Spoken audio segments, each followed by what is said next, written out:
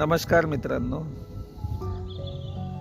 हिमालयात बर्फ पडू लागला की तेथील काही रहिवासी पक्षी स्थलांतर करून आपल्याकडे येतात.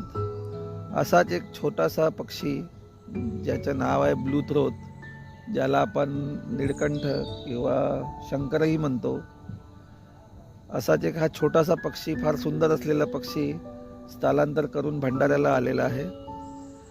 तर आपण बघणार आहोत त्याला आज, आणि मी तुम्हाला दाखवतो कसा हा सुंदर पक्षी आहे. तर बघूया.